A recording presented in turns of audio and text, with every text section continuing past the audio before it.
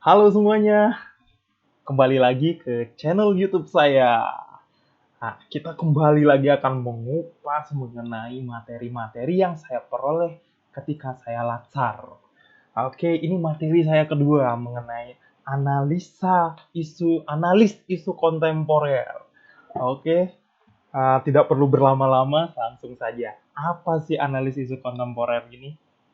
Nah, tujuan dari menganalisis isu kontemporer ini, pertama kita harus memahami konsepsi perubahan lingkungan strategis, mengidentifikasi isu-isu kontemporer yang mengancam keberlangsungan NKRI.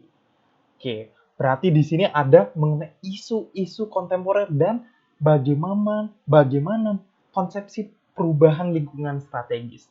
Nah, yang kita bahas pertama tentang perubahan terlebih dahulu. Nah, ini ada quotes dari George Bernard Shaw menyatakan, ini langsung saya terjemahkan, kemajuan tidak akan terjadi tanpa perubahan. Siapa yang tidak merubah pemikirannya tidak akan bisa merubah apapun. Berarti sebagai manusia, kita seyogyanya yang memiliki kecerdasan daripada makhluk hidup lainnya, seyogyanya kita mampu memiliki kemampuan beradaptasi, sehingga kita harus mau berubah. Sesuai dengan quote-nya George Bernard Shaw, nah, jadi kalau kita ingin maju, kita harus berubah. Itu. Nah, Indonesia pun begitu. Indonesia memiliki visi pada 100 tahun kemerdekaan Indonesia, peringatan 100 tahun, Indonesia ingin mewujudkan Indonesia emas tahun 2045. Di mana visi Indonesia itu ada yang berdaulat, maju, adil, dan makmur. Jadi diharapkan kita itu menjadi bangsa yang berdaulat, bangsa yang maju, bangsa yang adil dan makmur. Nah, salah satu kunci untuk mewujudkan visi Indonesia 2045 yaitu adanya pembangunan sumber daya manusia. Nah, salah satu yang telah dilakukan oleh Presiden kita sekarang, Pak Jokowi, itu dia melakukan pelayanan dasar dan perlindungan sosial. Itu cara untuk membangun SDM. Kemudian SDM yang berkualitas dan berdaya saing, kemudian pembangunan karakter bangsa. Nah, diharapkan untuk mengembangkan SDM kita, kalau SDM kita sudah menjadi SDM yang unggul, nah harapannya nanti kita akan bisa menjadi bangsa yang berdaulat, maju, adil, dan makmur. Itu. Kemudian kita langsung bahas mengenai pengertian isu. Apa sih isu? Kan kita bahasan kali ini tentang isu kontemporer ya. Apa sih isu itu? Menurut Kamus Bangsa Indonesia pada tahun 2008, nah itu isu merupakan masalah yang dikemukakan untuk ditanggapi. Nanti ada masalah, ada yang ditanggapi, itu adalah isu. Kemudian kabar yang tidak tertentu kebenarannya dan tidak jelas asal-usulnya, atau kabar angin, desas-desus. Nah, itu merupakan isu. Nah, jadi isu kontemporer itu apa? Isu-isu yang pada zaman sekarang. Jadi desas-desus apa yang terjadi atau kegelisahan apa sih yang dipikirkan di tahun-tahun ini? Nah, salah satunya ini merupakan cakupan kompetensi ketika kita menganalisis isu. Ada yang namanya environmental scanning, yaitu peduli terhadap masalah di lingkungan. Jadi kompetensi kita untuk menganalisa isu, kita harus peduli dulu terhadap lingkungan sekitar dan mampu memetakan hubungan kuasa kualitasnya, hubungan kualitasnya ini. Bagaimana hubungannya dengan apa ada permasalahan-permasalahan di sekitar kita. Itu peka. Nah, kemudian ada problem solving, mampu mengembangkan dan memilih alternatif yang mampu memetakan terkait dari apa yang perlu kita lakukan. Jadi ada masalah, kita petakan. Apa sih sebenarnya masalahnya? Sehingga kita bisa memberikan solusi. Kemudian kita analisis, mampu kita menelaah bagaimana permasalahan problem itu terjadi dan bagaimana kita cara mengatasinya. Nah, isu kontemporer ini ada kaitannya tentang bela negara. Jadi, sebelum kita mempelajari isu-isu kontemporer, dasar kita harus kita bela negara. Nah, salah satu konteks bela negaranya itu cinta tanah air. Kita sebagai bangsa Indonesia, ya sudah sebagai warga negara Indonesia, sudah pasti kita harus cinta terhadap tanah air kita. Kemudian kesadaran berbangsa dan bernegara, kita harus sadar dulu nih, supaya kita peka terhadap isu-isu kita. Gitu. Kemudian yakin akan Pancasila sebagai ideologi negara kita, kita harus yakinkan diri dulu. Nah, ketika kita sudah yakin, kita akan pasti membela negara kita. Kemudian memiliki kemampuan awal bela negara. Jadi kita harus tahu apa yang perlu kita lakukan. Kalau ada isu-isu ini, apa yang perlu kita uh, tanggapi, kita berikan solusinya apa. Kemudian rela berkorban untuk bangsa dan negara kita.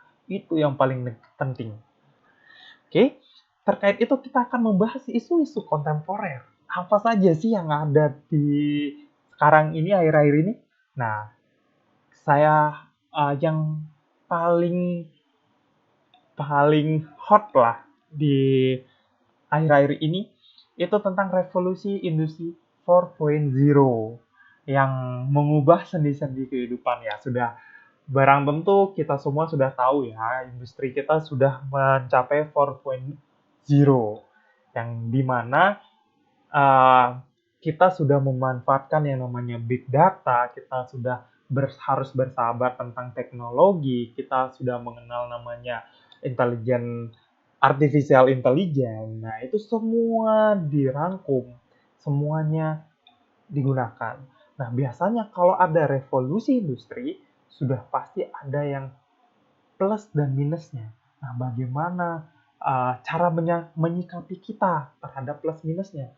Apa plus minusnya? Misalnya gini, kan namanya artificial intelligence berarti secara tidak langsung ada beberapa pekerjaan-pekerjaan yang akan tergantikan oleh suatu sistem yang baru atau ya kita katakan robot lah gitu. Biasanya aktivitas monoton itu akan tergantikan oleh robot karena dianggap lebih efisien gitu kan. Nah, jadi itu efek negatifnya. Kita menanggap, tapi positifnya apa? Kita tahu Gojek ya kan, itu salah satu platform kebanggaan Indonesia, Gojek. Nah, itu kan dia memanfaatkan big data, kemudian dia bisa membuka lowongan pekerjaan baru. Malah merekrutmennya itu banyak besar-besaran, ya kan? Nah, itu salah satu hal yang positif. Nah, jadi kita harus tanggap terhadap isu-isu kontemporer ini. Apa yang perlu kita lakukan sebagai bangsa Indonesia ini? Siapkah kita untuk menghadapi industri 4.0 ini? Nah, itu. Terus selanjutnya apa lagi? Tentang radikalisme, kejahatan dunia digital, terorisme. Nah, terutama terorisme di dunia digital karena kita sudah bermain tentang dunia digital ya akhir-akhir ini. Nah, jadi terkait seperti apa kejahatan dunia digital itu? Ya salah satunya hoax, penyebaran hoax sehingga itu akan memecah belah bangsa kita. Nah, apalagi zaman sekarang udah zaman um, penggunaan media sosialnya itu sudah cukup tinggi ya. Jadi penyebaran informasi sangat-sangat cepat. Jadi info-info hoax itu beredarnya sangat-sangat cepat yang bisa akan menjatuhkan negara kita. Jadi kita harus peka. Jadi kita harus tahu apa yang perlu kita lakukan. Gitu.